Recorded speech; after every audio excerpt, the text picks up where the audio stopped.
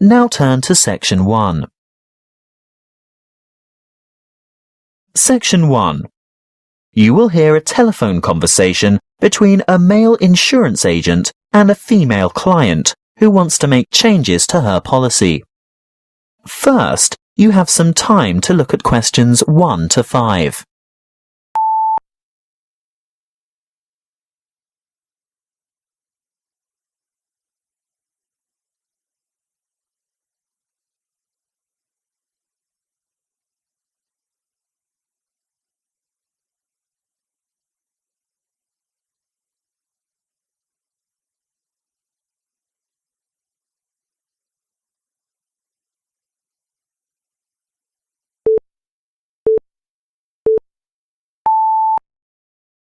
Listen carefully and answer questions 1 to 5. Good morning, Tauber Insurance Company. How can I help you? Good morning.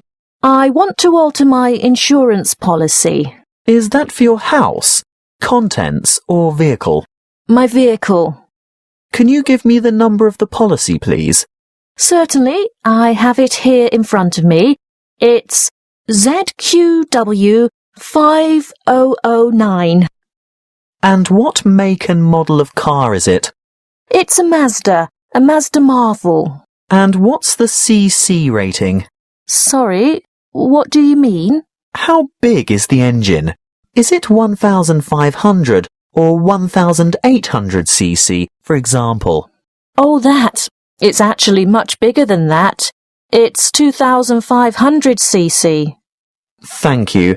Now, I just have to ask you a few questions to verify your identity. What name is the policy under?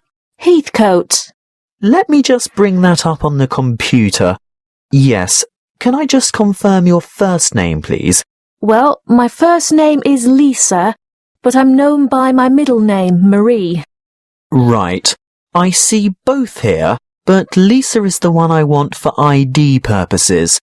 And your date of birth, Lisa? I mean, Marie. The 22nd of August, 1955. Correct. Just one more question before we get started. Can you remember the password on this policy? Oh dear, I didn't know I had a password on it. Everyone has a password. Would you like to take a guess? Possibly it's my mother's name. And what would that be? Sophia. Sorry, guess again. All right. Oh, I remember now. It's my grandfather's name, Jack. Yes, followed by some numbers. 1897, right? Correct. Now we can get down to business. What exactly do you want to change? Well, a couple of things. Firstly, I think it's overvalued at the moment. Can we reduce the value by $5,000? You mean bring it down to $15,000? Yes, I'm sure it's lost quite a bit of value over the past year. Done. Now, what's the other thing? Before you hear the rest of the talk, you have some time to look at questions 6 to 10.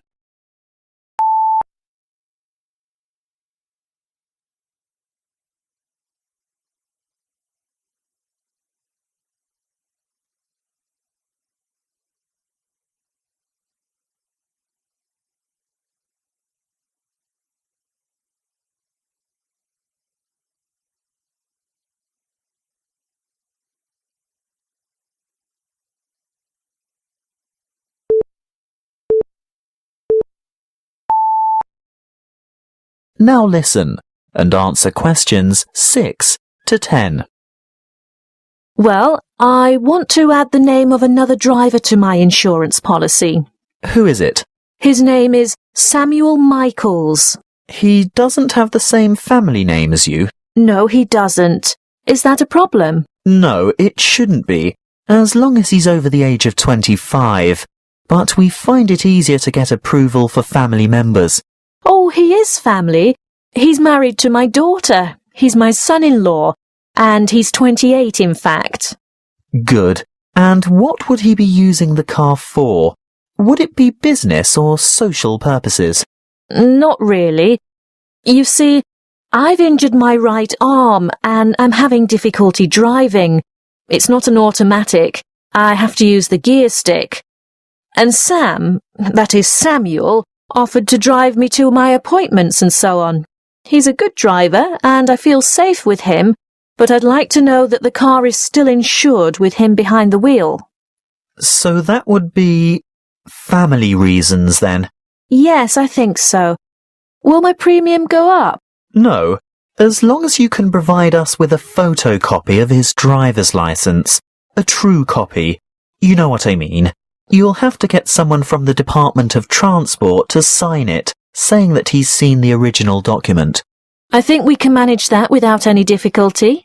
Oh, and while he's at the department, he should ask them for a record of any driving offences, demerit points, that kind of thing. Only for the last 5 years, though. We're not interested in anything beyond that, but it's important that he has a clean record for the 5 previous years.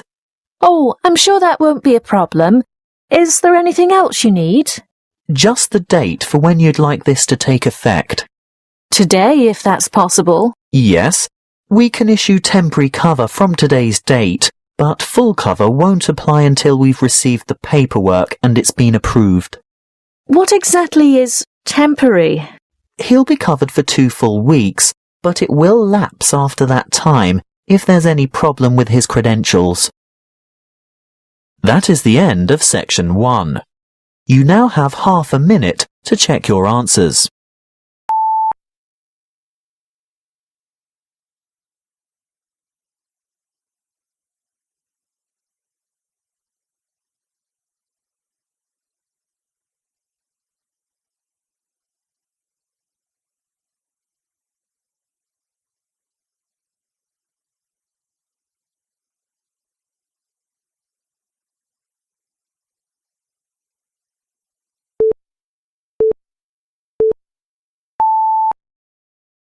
Now turn to section 2.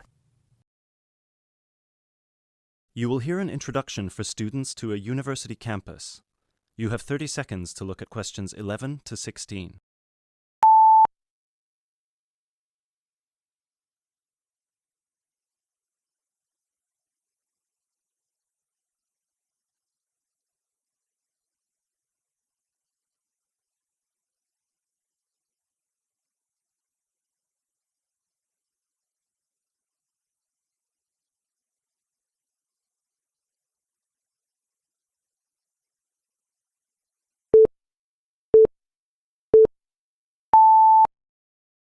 Now listen and answer questions 11 to 16. Good afternoon, ladies and gentlemen.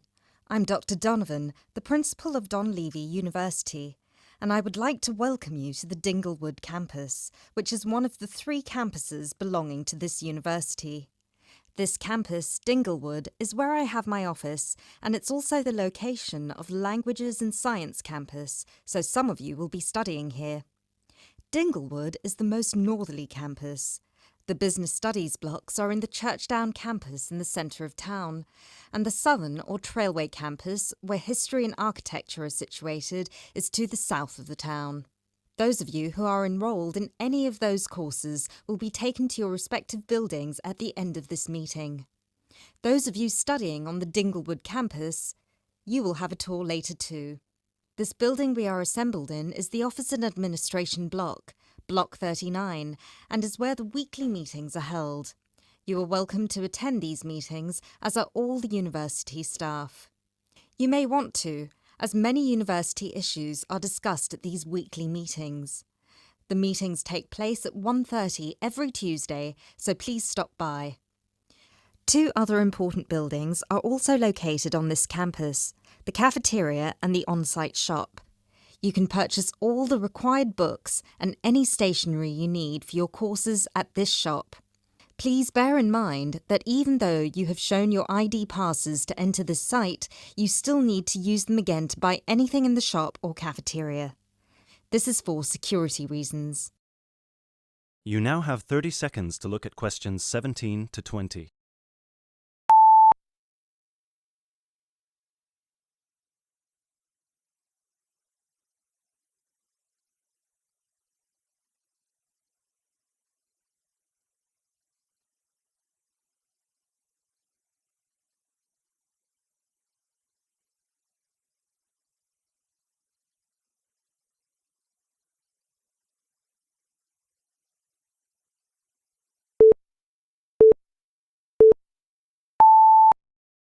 Now listen and answer questions 17 to 20. Now, if I could draw your attention to the back page of your joining instructions booklet, you will see a small map of this campus, Dinglewood. The block we are in now, the Office and Administration block, is located between the Languages Centre, Block 38, and the Physics School, Block 30. That's 3O. These are both on the right side of the plan. The cafeteria, which is open from 7 a.m. to 9:30 p.m, is on the left of the plan. It is between the Chemistry block, number 35, and the University shop, Block 33. At the University shop, you can get all you will need in terms of course materials. The Biology block is block number 29, and you'll find the Biology block between the Chemistry block and the Languages Centre. Be careful with the numbers, as they are not always logical. As you will see, there are gardens on the right-hand side of the gate. These are being extended over the next 2 months, and a memorial fountain is being installed in the middle of the campus. This means that the campus will be very noisy during normal working hours. However, the campus will look much nicer when it's all finished. Right, so that's it for your initial campus orientation. At this point, could the language students all follow me, please, and the rest of you, please assemble under the banners which show your main topic of study, and you will be directed to the other campuses. That is the end of section 2. You now have half a minute to check your answers.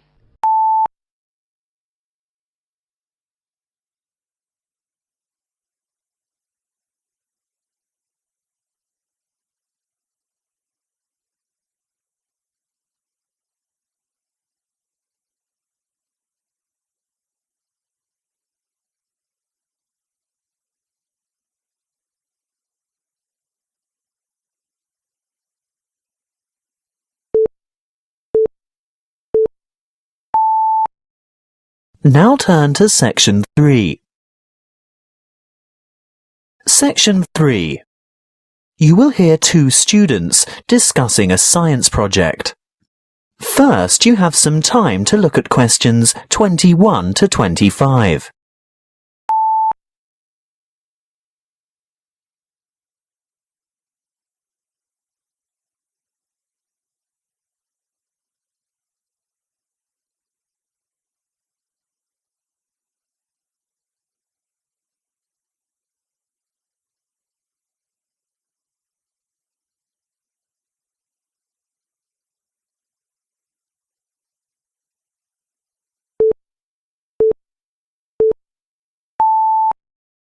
Listen carefully and answer questions 21 to 25.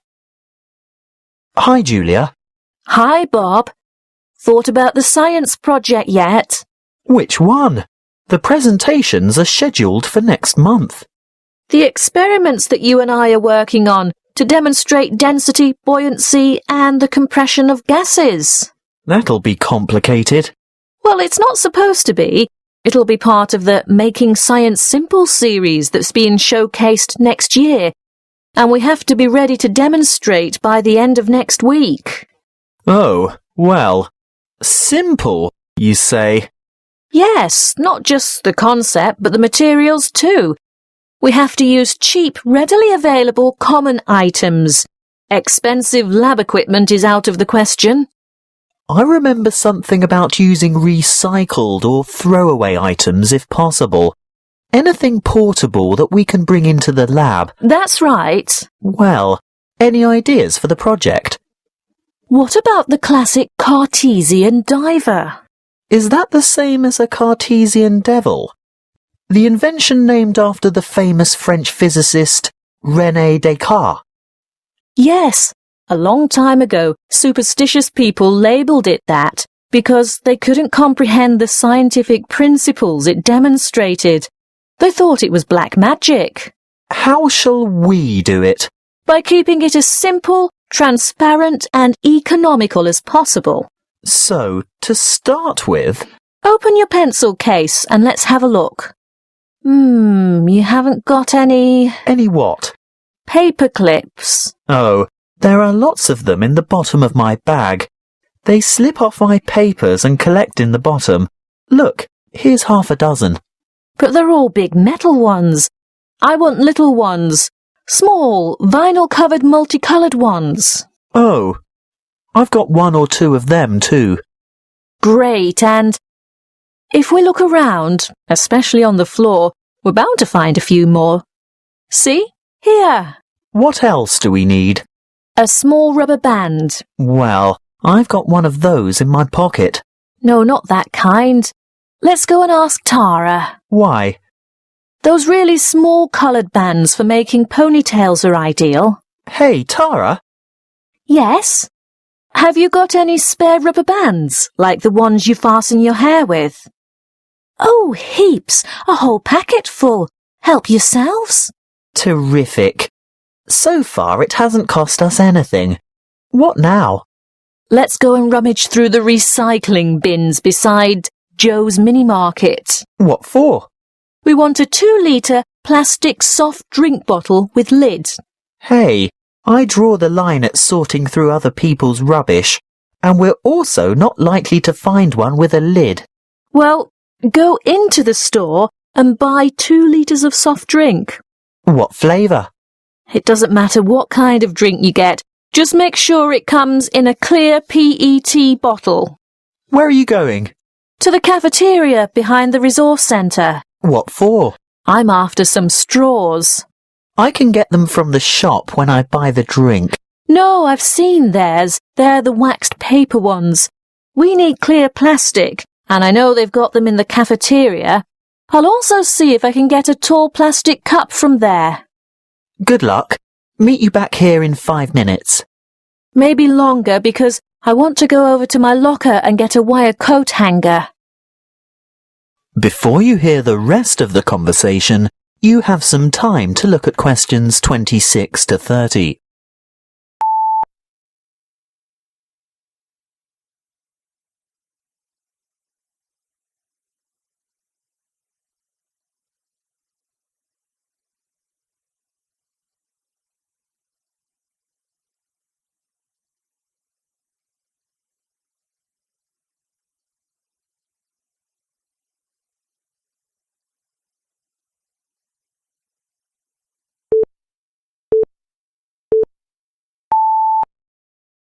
Now listen and answer questions 26 to 30. Right. Have we got everything now? I think so. I've got extras of most things, so don't worry if this doesn't work first time. OK. Assembly. Step 1. Take a straw and fold it in 2. No, not like that. These plastic ones are quite hard to fold. Try pinching it in the middle. That should make it easier to bend. You may even have to bite it, but not too hard. You want a sharp crease, but you don't want to break it. How's this? Good. Now, second step. Wrap a rubber band several times around the ends to hold them together. Then? Add weight to the diver. So, this straw is the diver? Yes. See how I'm pulling the outside end of a paperclip out a bit? Now, hook the part I bent out into the rubber band that's holding the straw together. No, not that way. It'll fall off. That's right. Turn it over. Now, hook 2 or 3 more paper clips on. It's hard to say how many we'll need. The idea is to get the diver to be almost all the way submerged, but not quite. We can put it in this tall cup of water to test it. What do you think? Too buoyant? Add another paperclip? I think so. OK, on to the next step. Have you got the empty bottle? Not quite. What do you mean? Well, it's not quite empty. Pour some into this cup for later. Good. Now, fill the bottle with water all the way to the top, and we'll gently lower the diver in. Great. Now put the cap back on. And then? The final step is the demonstration of our experiment. You will see that when I squeeze the bottle, the diver sinks. and when I let it go, the diver rises. When you squeeze, the air bubble trapped in the straw compresses and the water rushes in, making it heavier, so it sinks. And the reverse happens when you release the bottle. What's the coat hanger for? Oh, that. If our experiment didn't work the first time and our divers stayed on the bottom, we'd have had to fish it out with a piece of wire or a hook of some kind. It's best to be prepared. That is the end of section 3. You now have half a minute to check your answers.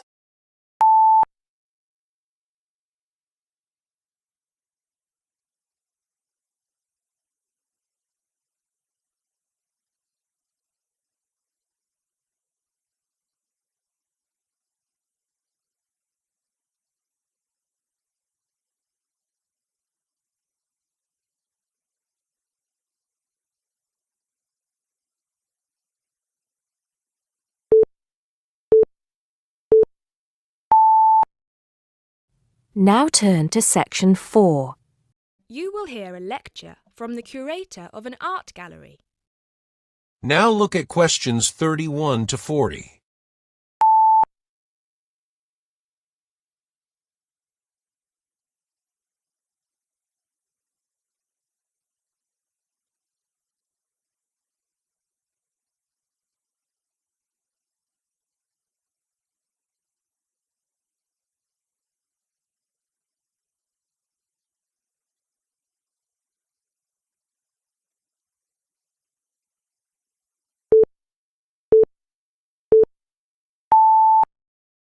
Now listen and answer questions 31 to 40.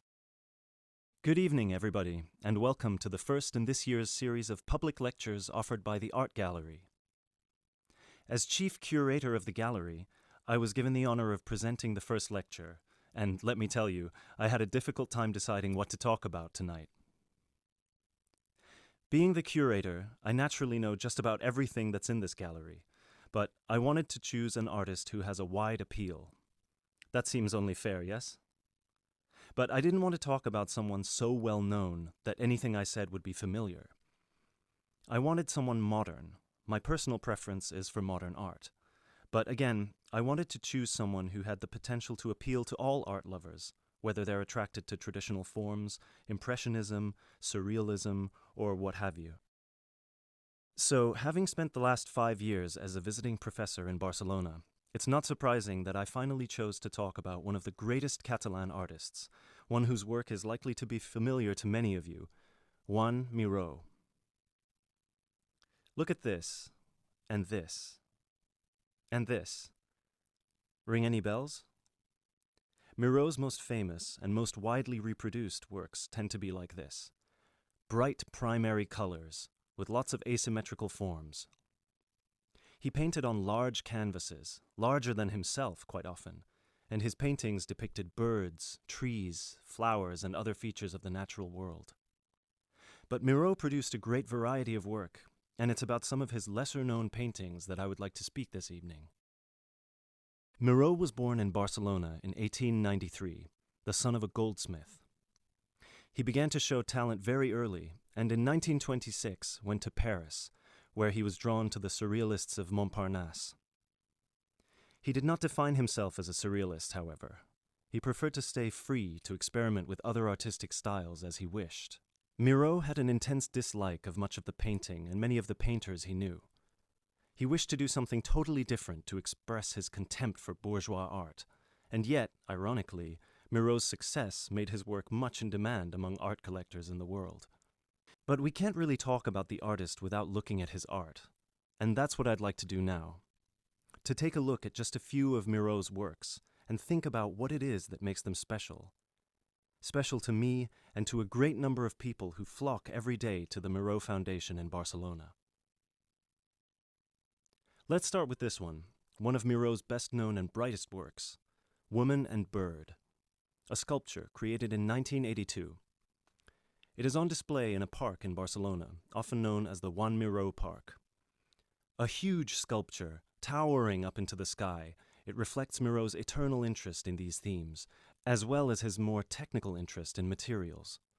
This sculpture is covered in mosaic, which gives it a naive and cheerful appearance. It is interesting that this sculpture was completed in 1982, just a year before Miraut's death. I think it shows that towards the end, he was feeling as playful as a young man, and I think he wanted to share this playfulness in a park on such a big, very public scale. A woman, this time just called Woman. This was painted in 1976, a late work for Miraut, and is a work we often see reproduced or on sale as postcards or posters in gallery shops around the world. So why is it so popular? I think the use of color has something to do with it.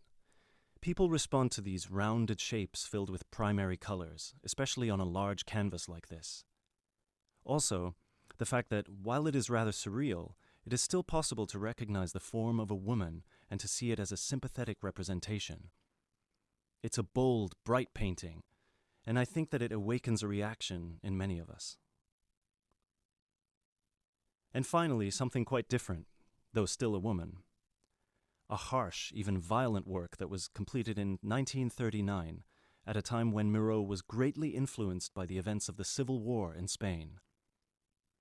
It's titled Seated Woman 2, but it can be hard to find the woman here, as she's been transformed into rather a horrendous creature. So, is that how Miraut viewed women, as grotesque? Not at all.